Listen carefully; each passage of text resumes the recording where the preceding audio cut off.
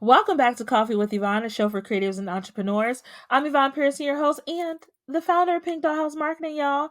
Now, on this week's episode, I have a very special guest. I actually met her when I was in San Diego for work. Her name is Tanisha. She is a fellow PG County girlie, and I met her when I was attending the Content Marketing Summit. There was an African American Marketing Association mixer. That organization is founded by the lovely and talented Michelle Ngome. I don't want to butcher her last name, so my bad if I did. But I met her during the mixer. We had a really great conversation about the impact of Black women in media, and her being a filmmaker and producer of her own reality content series really got me thinking about she should be on my show, right? Because it's so important when we're telling stories about our own culture that we're telling it from an authentic lens. So grab your coffee, listen to this wonderful conversation. It's very fun and a little unfiltered conversation. You know, I had to keep the tea not so piping hot because you never know who's listening, and we're not going to mess with anybody's bag. Okay? Anyway, get into this conversation, this very real and fun conversation with Tanisha Cardwell. I know what it means. The TikToks taught me new things, and I was like, okay, I like this. Very cutesy, very mindful, very demure. But that's not why we're here. Why we're here is the reason. Today is Miss Tanisha Cardwell. Hi, Tanisha. Hello, Hi. girlie. As I mentioned to my listeners and really my viewers, because we're recording this on video, that you are going to be on my show today. And I mentioned how I met Tanisha when I was in San Diego for work, and I heard you talking about your work and working in the space of being a filmmaker and also working on reality show content, you know, for telling stories of other creatives in the San Diego area. And my ears perked up, Tanisha. I said, now, wait a minute. I need her on my show. I need her on the show. Because before I even started really thinking about this season 6 of Coffee with Yvonne, I was really in a creative rut. Oh, thank you. Okay. I was in a bit of a creative rut because I had an idea in my mind, and Tanisha, you're creative, that what I wanted to do, but it just was not panning out the way I thought it should go for this season. So I really was on hold with what I wanted to do for the show. And going to San Diego, meeting you and some of the other ladies that I'm reaching out to about being on the show, it really inspired me. So I just want to let you know that conversation we had re-sparked my creativity and what I want to do with the show this season. Hence why you're on as my guest today. And we're going to have a great conversation about your work, about producing reality television. And first, we got to get into your receipts. I have them right here. Yeah. You got to read that bio, first of all. Okay. In my broadcaster voice. All right. Tanisha Cardwell is a passionate storyteller and filmmaker with a background in finance. Okay, finance. She graduated with a degree in finance from the University of Maryland College Park, PG County. Stand up. That's great, period. Where she honed in her analytical skills while nurturing her creative side. As a PG County girlie, Tanisha always had a deep love for storytelling, which ultimately led to her pursuing a career in filmmaking. Her unique perspective combines a strong business acumen, because you have to have that. You have to have that. Yes. A strong business acumen with a profound appreciation for visual storytelling. Growing up, Tanisha was an active athlete, playing a variety of sports and excelling as the captain of multiple teams. Yes, leadership. This not only taught her a leadership, discipline, and teamwork, but it also reinforced her ability to thrive under pressure, qualities she has carried with her into her professional creative pursuits. Her background in sports also instilled in her the importance of resilience, determination, and the ability to adapt in fast-paced environments, all of which inform her approach to filmmaking. Outside of her professional endeavors, Tanisha is the eldest of 3 sisters and values strong family bonds she shares with her 2 younger siblings. Her journey has been shaped by her family's unwavering support. Because they got creatives. We gotta have foundation. Yes. We need We it. need We it. need We it. need it. Her journey has been shaped by her family's unwavering support and the lessons she has learned through both her athletic and academic pursuits. As a filmmaker, Tanisha brings a dynamic mix of creativity, leadership, and a strong sense of culture to every project, aiming to create meaningful stories that resonate with audiences on a deep personal level. And with that being said, welcome to Coffee with Yvonne, Tanisha. Brr, brr, brr, brr. Yay! I like the joker. That's I be good. trying or whatever. I Thank love it. you. Okay, so first question. Now, Tanisha, I didn't want to be messy, so I kept it very cutesy. Television, specifically reality television, has changed how we learn about other cultures. How has reality television contributed to our perceptions of Black people and our experience? So this is a conversation that we kind of chatted about when we first met. Um, I will reiterate like some of those points that I made during that conversation. I feel like reality television, TV in general, tries to shape what we see, feel, and think about not only a culture of people or a race of people or even where you're from, you know. It tries to shape when you first see a person, what is it that you think about that individual? In terms of Black people, Black women specifically, because we kind of hold the I don't know. Yeah. We hold the cut when it comes to reality television. Um, they try to make us one dimensional. So the way that I see it, it's as if Black women are a caricature of themselves. There are a lot of attributes that they do incorporate about Black women in reality TV, but they just amplify them, just as a caricature, someone creating a caricature would do. So our I don't want to use the word attitude because it's taken out of context when you use it, but I'll use it here because this is our space. Um, our attitude, right? We are very strong willed. We are very powerful women.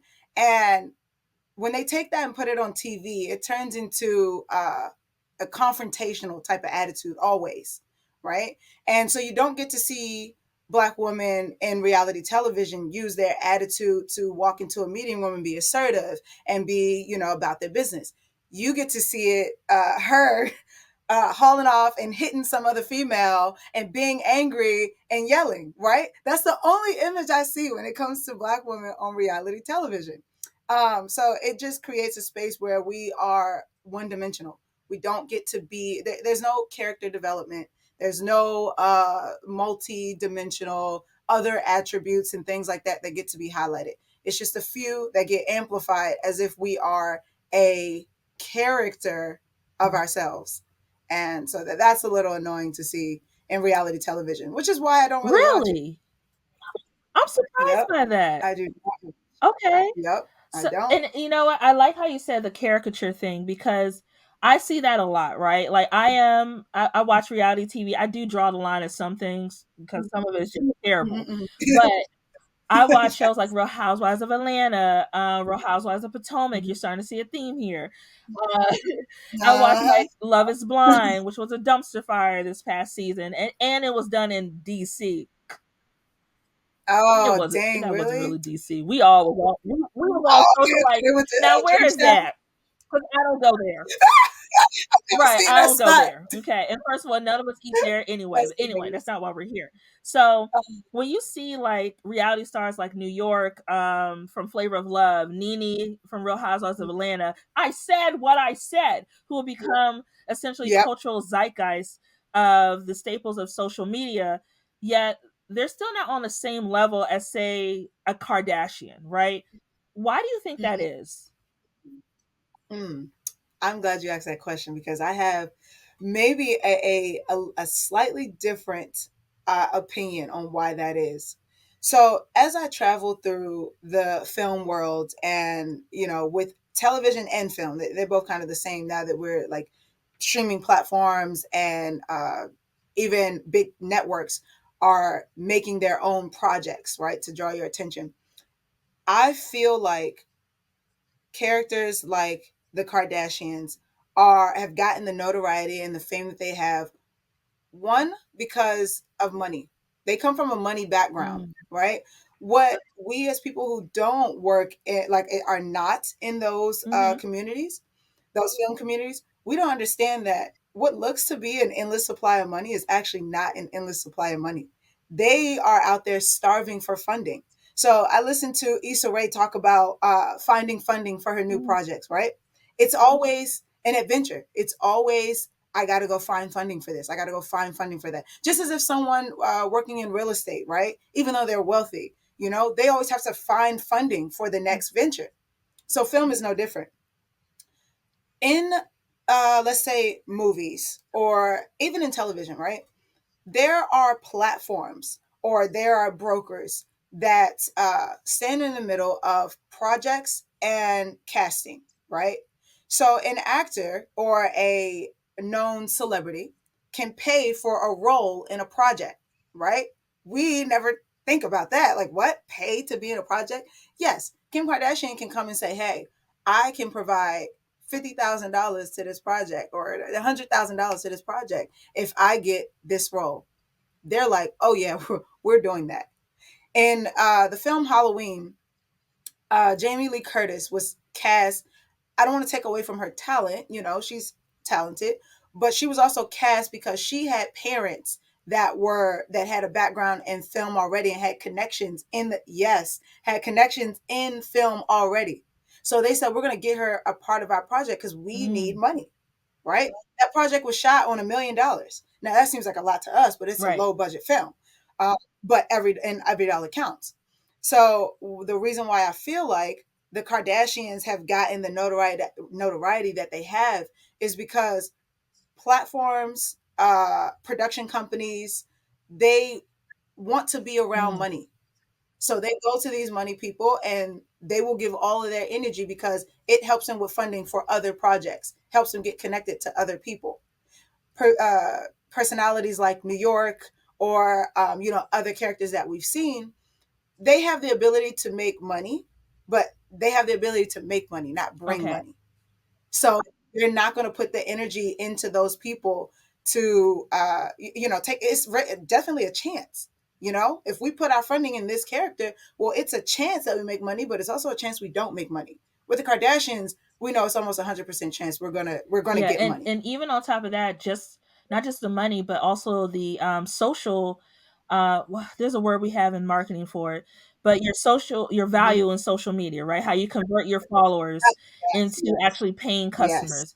To their credit, they do have the ability to convert their followers into paying customers, as we have seen through multiple business ventures. That, no offense to like a Nene or New York, while they have social media capital, conversion Yeah, of that capital is not as high as say our Kardashian, because exactly. we see those memes everywhere. But looking at it Yep, from a yep. business perspective, I do wish, thinking about it going back, I do wish when they started getting that social capital that they did trademark certain phrases or uh, do Yeah, things like yeah. at least like do some kind of protection for how they Hmm. contributed to those spaces, so anytime it's being used or their image is being used or a phrase, they're getting $1 from it.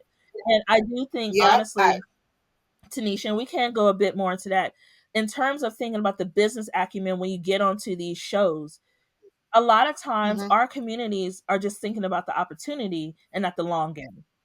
Yes, yes, yes. So from based on your Because experience, what would you recommend for someone who could be interested in going into reality TV space to start protecting themselves? Like, what would be your recommendations? yeah. And I'm glad you brought up the Kardashians' marketing abilities because I that was something I thought about and forgot to mention. Um, when you get into when you're coming into a film situation where you don't have financial pull, right? You can't really bring anything besides yourself and your talents.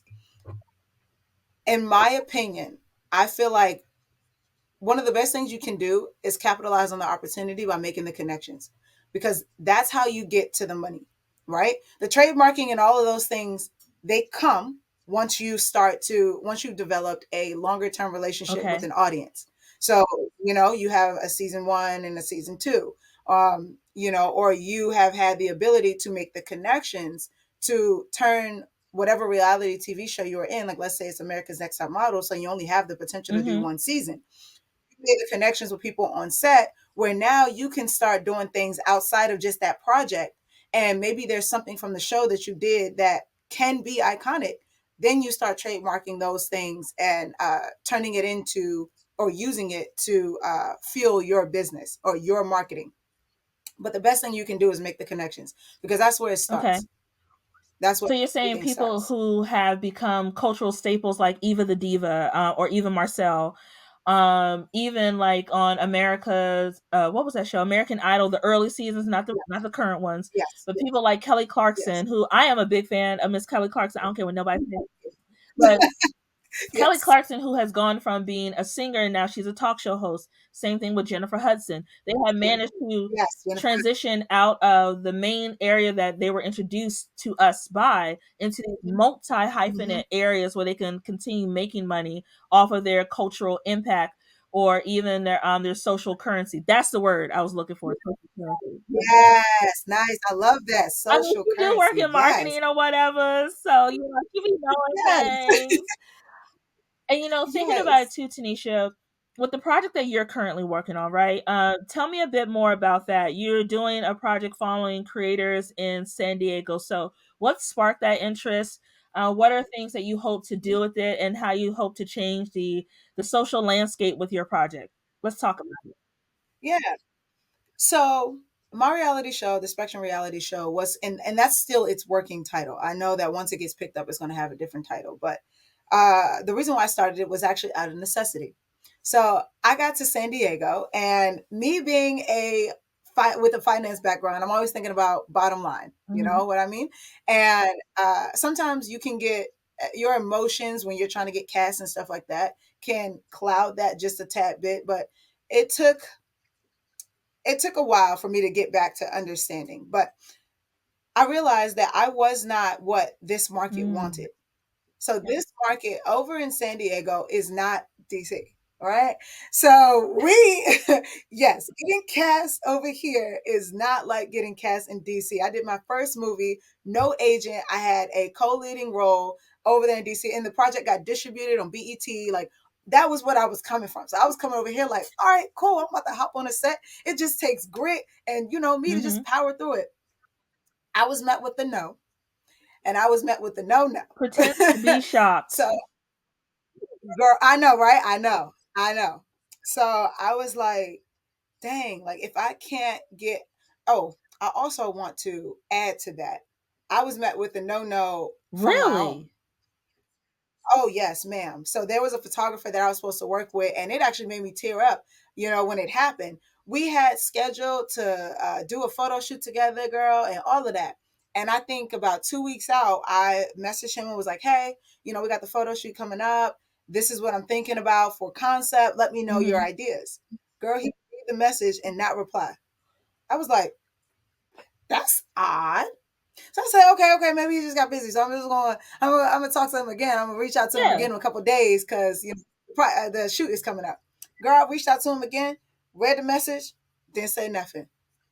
I started to internalize that. I was like, what is it about me that he figured wasn't Mhm. valuable enough to work with? Like, what happened? Like, we had it going and then nothing. He must have felt like, dang, she's not worth working with. And so that is what I internalized. I ended up getting cast to do a Mhm. music video, and it was for this white guy out of, I don't remember what state he was out of, but he was rapping and he's pretty good. Like I still listen to his music, and so he cast me, and I got on set and was talking to another model that was new to the city.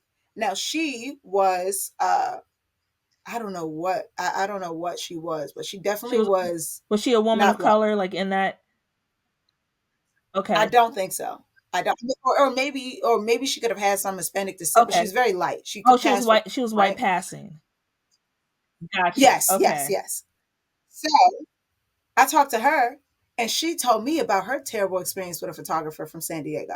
She was like, I showed up for the photo shoot, and was texting the photographer like, hey, where are you? I'm here. And the photographer was like, oh, like, I couldn't make it. You should have texted me before you headed there. And I was like, I got to thinking, I was like, she's a pretty whatever she is. She's much lighter than me. And this is the environment Hmm. for that. So if she is getting that same energy, maybe it's something different. What is it? What is it? And so what I found, in addition to the fact that I am not what they're casting here, it was there's a lot of nepotism in San Diego because they are like LA's little Okay. sister. And so they are, really clicky. If you're not in, you're not in. Once you're in, okay. But if you're not in, you're not in. So I said, okay, since they won't let me in, then I'm gonna make it in. And so I said, what can I do fast? Because I want to do something like now. I was like, okay, reality TV, unscripted reality TV. Okay, cool. I can make a reality show. What about?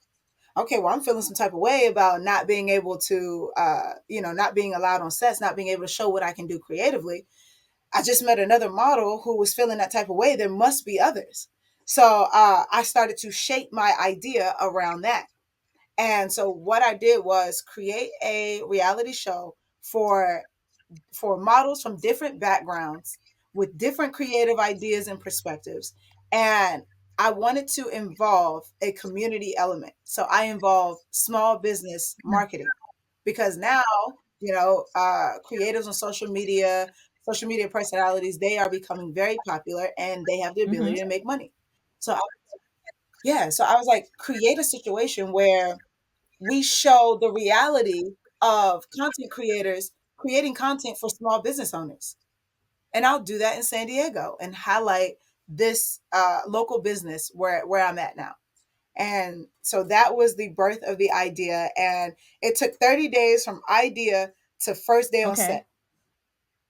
I did that. I reached out to creatives on Instagram, cast the whole project, found a crew for the whole project. A photographer that I was working with said she wanted to make it like woman dominating. So everything was all women, cast, crew, and small business owners. And we filmed after Wow. 30 days. So is the Hmm. plan, I don't know how it works in the film world. So is the plan to put together an example, like maybe a package of what the show can look like and then shop it around? Is that how it's done? Yes, yes. So the first season was shot with very guerrilla style because, like I said, I didn't have any connections here. So I had to get my hands on videographers and not Okay. cinematographers. And that's a different type of person behind the camera Can you explain the because difference? What's the difference videographers, between the two? yeah, so videographers are, they are, in my opinion, more run and gun. They, lighting is definitely a thing, but they're telling shorter term stories, with music videos and um I don't even know. I don't want to put documentaries in there because that can be a longer term thing, but it doesn't have a cinematic Okay. element. With cinema, there's a whole lot of things that go into like lighting and shot preference and I don't know, framing. It's just a lot of more longer Yeah. term thinking, and there's a different Okay. aesthetic that comes to Okay. cinema. So it's Cinema. like, in for example, in my field, a videographer would be someone like a content creator you would hire to do a post, right? Hmm. Whereas a Hmm. cinematographer is someone you would hire like a consultant to help build out a strategy for like a marketing campaign. So like the longer Right. game, Right. essentially. So they're not just thinking Yes. about doing this one piece of content. The cinematographer is thinking about, okay, we're not just creating content, we're telling a story, and then we're Yeah. thinking through Yeah. how that story is told from start to finish, down to settings, backdrops, people, etc. Got it. Yes. Everything. I mean, the environment, because I know a videographer now, if they're making music videos, they may say, hold on, wait a minute, because now music videos have turned into a piece of cinema, right? So Backing up, depending on the artist, because some artists don't know how yeah, to do it. yeah, sure. I'm just being honest. People like a Missy That's true. Elliott, they know how to tell a story. Hmm. Beyonce knows how to tell a story. Like those are artists who Yeah. have studied their craft. Other artists kind of just do it to Hmm. do it, and in my Mm-hmm. opinion, there's no cohesionness between the song that's being sung and the visuals themselves.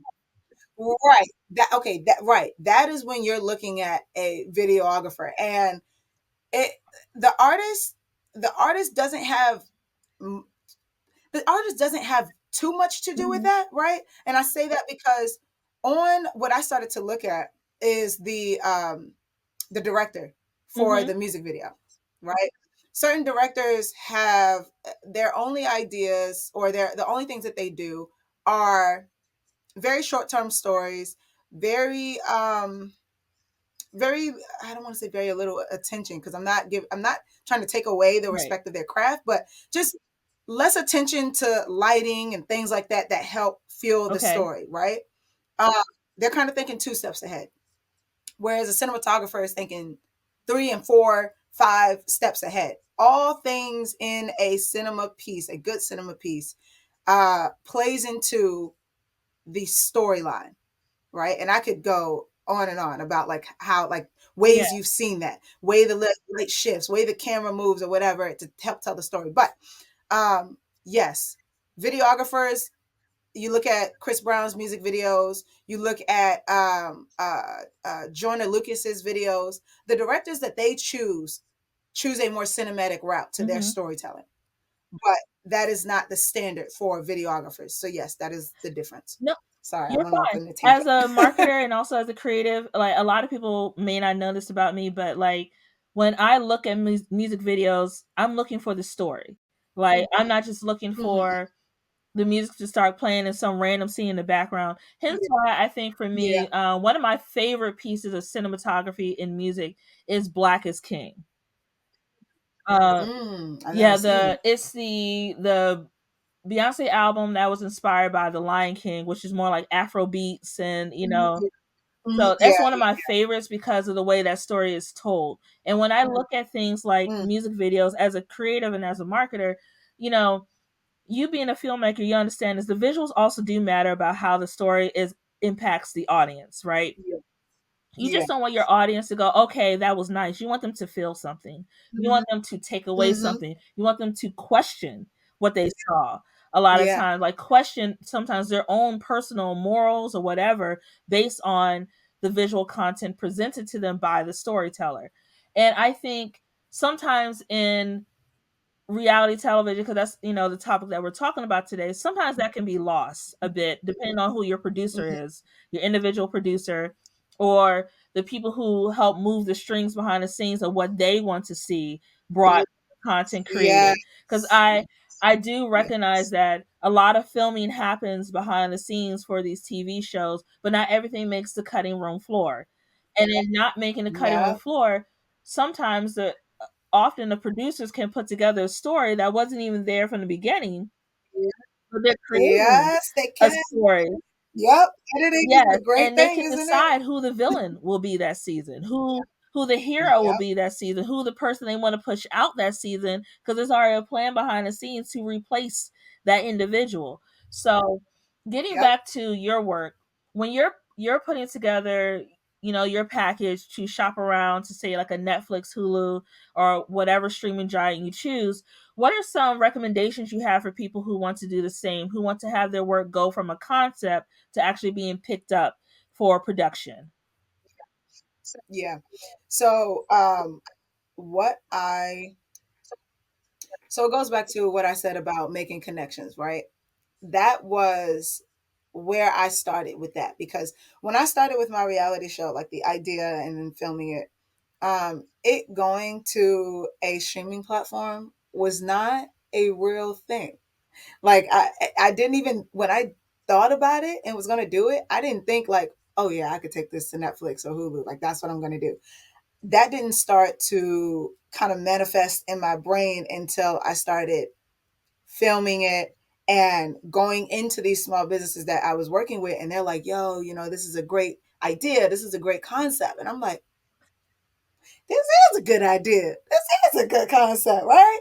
And even first season, like, because it was guerrilla shot, I mean, we shot it in 4K, but I was dealing with videographers, not cinematographers. So like a long term, we had let me see, I think we had 28 shoot Okay. dates in the first season, and like it was hard for everyone involved besides me to keep up because I was the only filmmaker Mhm. amongst this group. Everyone else was Instagram model, videographer, kind of just do short term like party videos or whatever.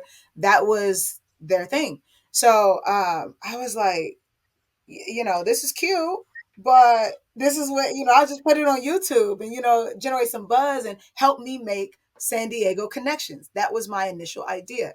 And after getting that fuel and feedback from people telling me, yo, wow, such a great concept, such a cool thing you're doing, I was like, what else can I do with this? So I after filming and releasing it on YouTube, I ended up making friends with a guy who owned and or was creating an Austrian streaming platform. That was actually the first I know. So it's called Woku, and he he was actually the first person to distribute my reality show. Really? As Yes, as crazy as it looked, like when I say it was shot guerrilla style, like we didn't have lighting or anything like that. We're shooting on a 4K Sony, but the girl who's filming with it, I think it was like let me see, a Sony SD. So I don't know because I don't even know my cameras.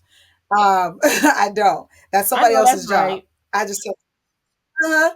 So she didn't even know how to use it. So I was kind of helping her so that I can get the shot I wanted.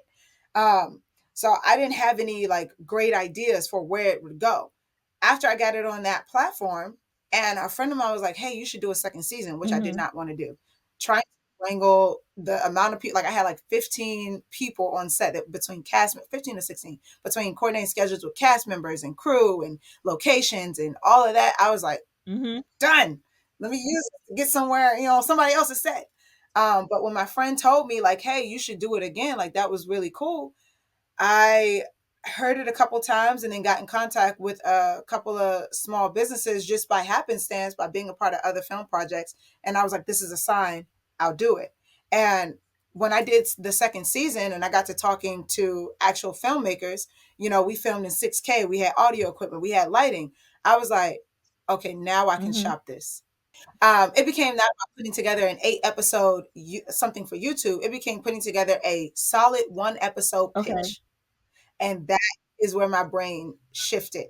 And I was like, get the how do I get the attention of one of these platforms? And I went on LinkedIn and made some Hmm. connections. And so that is when putting together the package that you spoke of comes in.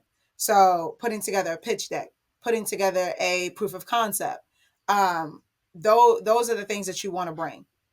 And that's what And I've it's honed now. interesting that the way you thought about your creative process is very similar to the process that I look at when I'm working. In my full time role, I work as a senior manager in marketing, and I lead a lot of big campaigns, right? And what, Right. thank you. So what you were describing to me, I knew exactly what you meant. Like, trying to make sure you had the right equipment, trying to make sure you had the right people on board to do the project, looking at the deliverables you have to put together, right? That is a lot of times what Yes. people don't realize when you look at the deliverables, and then essentially when you are a lead on something, you're wrangling all the cats. Your job is to wrangle the cats. Yes. And in wrangling the cats, it could get exhausting. But to your Mhm. point, your leadership was so successful that you had a request to do it again. And in that doing it again, you Yep. saw the evolution of your project and also the evolution of the equipment and the type of people that you were bringing in. So I completely Yeah. understand how creatively stressful it can be because when you're in charge, people, you have to make so many decisions. And you Yes. have Yes. decision fatigue sometimes by and sometimes you just like just do it. What do you think? Right, right, right. What do Do you what you think? You do feel. it. I trust your judgment. Do you boo. Let the force be with you. Yes. And hearing other Yes. creatives talk about how when they're leading something, the amount of work it takes, I think it solidifies for people that this is not just a walk in the park career that we have chosen. It takes strategic direction, it takes organization, it takes leadership and creativity to execute effectively, right? And what I love is like when I look at people like you, Issa Rae, people who literally Mhm. started guerrilla style and have evolved into these worldwide platforms, what people forget is the grind before you make it Yes. also allows for you to know exactly what you want when it's time for you to step back and you just sit in a chair and you watch your team work, because you Yep. know when something's off, you know when that lighting is not right, you know when the story doesn't feel Yep. real or you need to do a rewrite, and you know also how to get people behind you to believe in what you're doing. So Yep. I know Yes. we're coming Yes. up on like the end of our interview, but speaking to the project you're working on now, do you have anything else in the works, maybe to expand this to other cities? Do you have anything in the works to maybe, try other creative fuel projects in the reality TV and filmmaker space? Yes, for sure. So I reality TV, like I said, was kind of a necessity. I want to make films. I want to tell good stories. A part of my my dream, what I want to do is create and act in create write, direct and act in 5 Black classic films. Yeah. So I want that is that's like my dream. That's where I'm trying to go.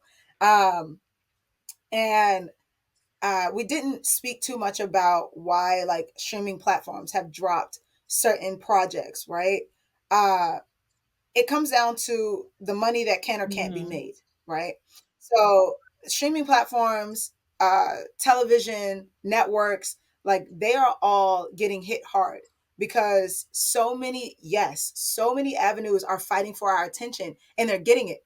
You know what I mean? Like people are not sitting on Netflix because like there's so many interesting shows on here. They're not keeping their Netflix account because of that, because oh, HBO Max has this, so now I'm gonna go and take my money because we don't. It's like we have a plethora of options with less Mm-hmm. money, right? And so people are not having all. They don't want to give $20 here and $15 here and Because it $10 adds here up. and We are 12. tired. Okay. Exactly, exactly, and that's the fact. And that that's why Hulu and Netflix and HBO and Disney and all of those platforms are Mm-hmm. hurting for money, even though we don't know that. We can't even fathom that.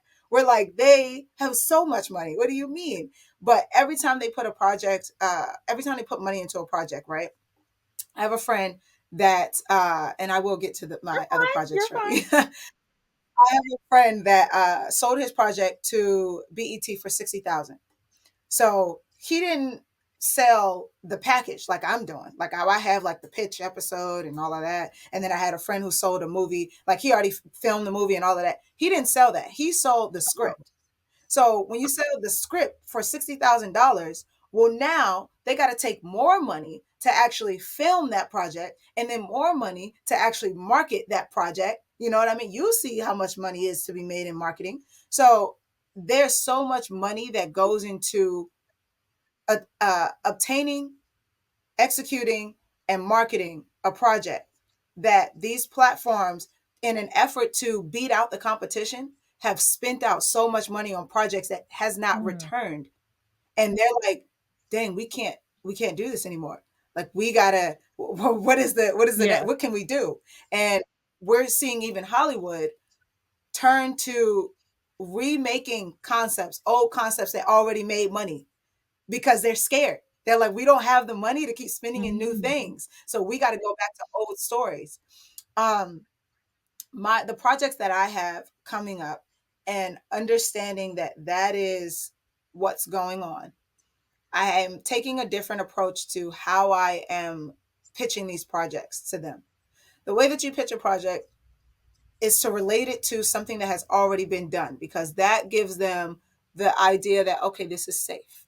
Okay. So the reality show I'm pitching in a way that where it relates to America's Next Top Model, which did what, 24, Yes. 26 seasons, right? It's franchisable. You can take it to different cities and then take it to different countries the way that America's Next Top Model did. That's what I'm pitching that. Another project that I have coming up is a project that is my friend's, which he brought me on to co-produce and co-direct. It's called Strange Anomalies. It is a, yeah, I know. It is a, and he's a black writer. He played football. Like I think he was like on. I don't know too much about I don't football. I either. I played. don't. I just know, the uniforms are Okay, cute and yeah, that's right. it. And That's all we know. I love it. Right. So he was like on some not practice team or whatever, like pre-team or whatever for Kansas City Chiefs. So he was like a football player, right? So he goes and creates this like crazy story about like there's like magic and suicides and like a secret society, right? And this is a black writer that's Oh, it's making giving Harry this. Potter meets the culture. I know. So he is the lead character in this project, which is why he brought me on to even co-direct because he would have just did it himself. Um, so it's a very cool, very palatable Mm. project. And we are getting ready to start filming that. I think we're going to have our second day, but first real day on set next Saturday. We got a cast member coming down from LA, and that is what's in the works for me. So it's just these two big projects. He already has a pitch deck prepared. He has an agent that is like kind of interested in it, is going to maybe, get him to a space where he can sell it.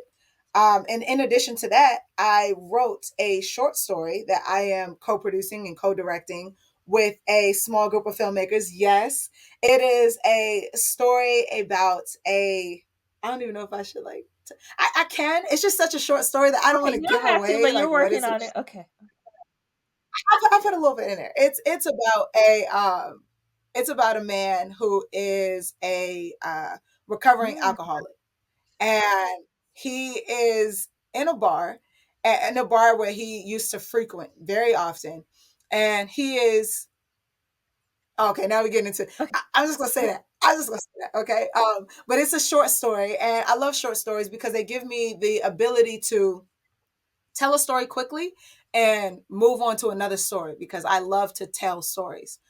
So those are kind of like the three big things I have in the works. And I feel like that short story is a big thing because we want to create a space where we're telling multiple short stories. So it's going to be maybe a reoccurring thing. Maybe a YouTube channel will start from it or something like that. But those are the three big things that I kind of have going Well, on right you now. are very That booked I'm. and busy, and I love that for you. And also being from this area as a marketer and fellow creative, I don't think enough credit is given to the amount of creativity that comes out of this region. Um, I think we Yes, focus so heavily on New York. We'll give Atlanta her little flowers, whatever. I know, right? I know Atlanta We'll too. we'll give Like, her a little flowers, but so much creativity comes out of this area that is not given its due enough. And you are one of those people. The moment you say you were from PG, I was like, I knew I heard an accent that sounded like home. I knew I heard that PG County accent. So I was gonna ask you, well, how you say Maryland, real quick?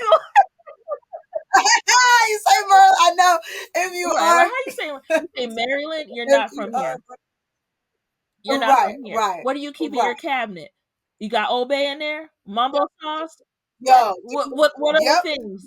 How yep. do you crack your Listen, crabs? Like, listen. In the little place when the carry out, they don't even. They do not even have carry outs around oh, here like that. When oh, I got here, I was like, "Where are the carry outs? They don't have no no. carry." So I don't even eat Oh Chinese food like no. that. So I you know, can't get your 4-piece wings, fried hard, extra crispy fries with mama sauce on the top and a half sweet tea? girl. It's the combination fried rice for me. And no, no, I cannot. Oh no. Mm-mm. If I So could fly it out to you next time I'm in San Diego for work, I will gladly bring you some, but I don't think it'll carry well on the plane. thank you. Yeah. I I can at know, least right? try I to bring know. you some mumbo sauce from like Capital City mumbo sauce or something. You can have it in Yes, the cabinet, yes, yes. something, you It's either know. way. Either But those are all the questions I have for you. I do have two quick fire, well, three quick fire questions, if you don't mind. let's get it. Yes, let's get Now, mind you, this is top of the it. dome. It does not have to be perfect, okay? Okay.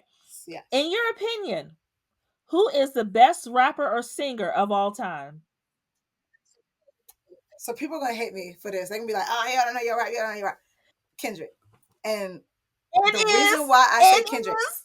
yes, and mind you, J. Cole is my favorite rapper, but I have to give it to Kendrick because he is one hell of a Yes. storyteller. I remember the song. Oh, give me chills just thinking about it.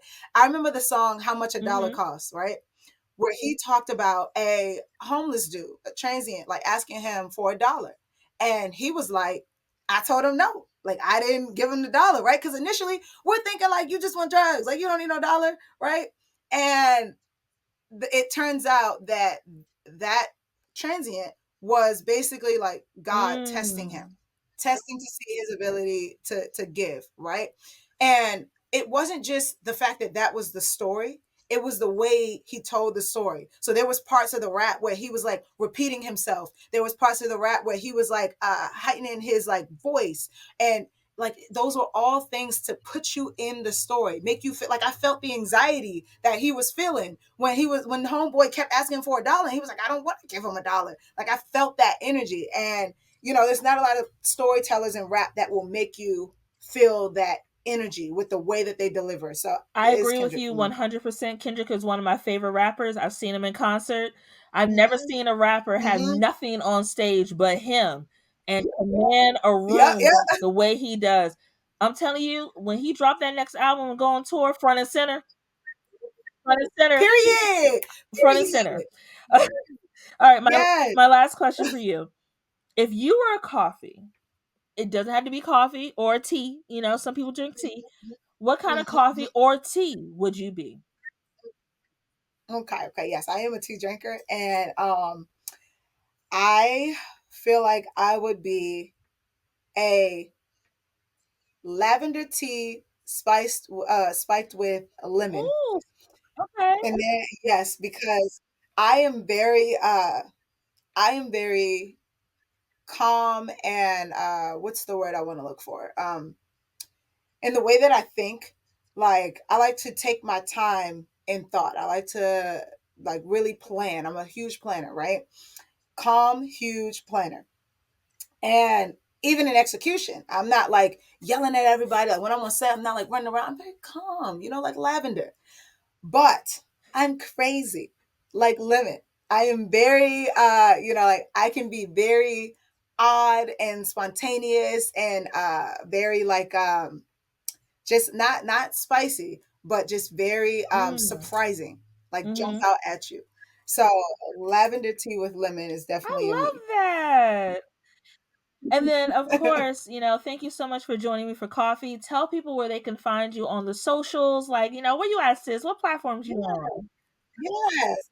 Yes. So I am so You are boring. I not am boring. only on like You strategic. I'm only on like I know I'm trying, I'm trying. I am on Instagram at here to astonish, but I have to spell that out because the way that I did it, it was like a play on my name. So it's at here to ASTO underscore NISH because my name is Tanisha. So yes. So at here to astonish. And then on Facebook it's Tanisha Cardwell, just my name. And yeah. I do wanna I'm gonna pop this in Pop, here like pop, at the end so that you could yes, you could use it if pop, you want. pop. You don't have to use it, but I Go do ahead. know that there was a question about if I had a superpower, what would it Yes. be? Yes. So I was kind of like this with two of them, whether it was going to be teleportation or what is it? I think it's Okay. telekinesis. And yes, so I like the idea of teleportation because oftentimes I'm working right up until the minute and I got to be somewhere else. So, and I like it that way. Like I like working back to back to back. So if I could just like skip the transitioning time and just move from here and then pop to there so Pop, that I pop. could start something else, like, yes, that's what I do. But I also like the idea of telekinesis where I can just make stuff move, make a bunch of stuff move around me while I'm doing other things. Cause I'm a Mhm. multitasker. So I like to just be doing a Mhm. bunch of You're stuff. creative. So That's how we are. Our I don't brains, like, it seemed like we're all over the place. We're not. We're not. mhm. We're Right, we're not. not working Yes, toward we one know how to thing. focus, but we're trying to accomplish a lot on like a very long list, Exactly. with little resources. Exactly. Yeah. Yeah. Yes. Delivering those deliverables, huh? The struggle is real. Anyway, Yes. thank you so much for joining me. I hope everyone who is listening and watching enjoyed today's chat. To learn more about me and my business, go ahead and go to pinkdollhousemarketing.com because I got a website and it's legit. Or you can Period. follow my business page on Instagram at Pink Doll House Marketing. You can slide into my DMs. That's cool. For my personal account, you can find me at Yvonne underscore creative underscore marketer underscore. Don't come with me with all the underscores. Don't do that. And then finally on TikTok, aka the Clock app, I'm under Pinky Creates. I can't wait to chat with you soon. Thank you so much, Tanisha, for joining me today. Thank you for inviting me. I really enjoyed like just giving my voice on this filmmaking. I really love talking about it. Coffee with Yvonne is produced and edited by Yvonne Pearson. Coffee with Yvonne is created by Pink Doll House Marketing. You can catch the latest episodes by subscribing to Apple Podcasts or wherever you get your podcasts.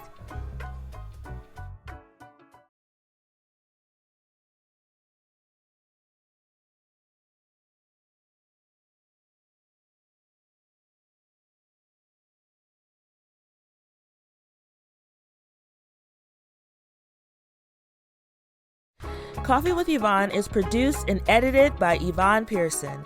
Coffee with Yvonne is created by Pink Doll House Marketing.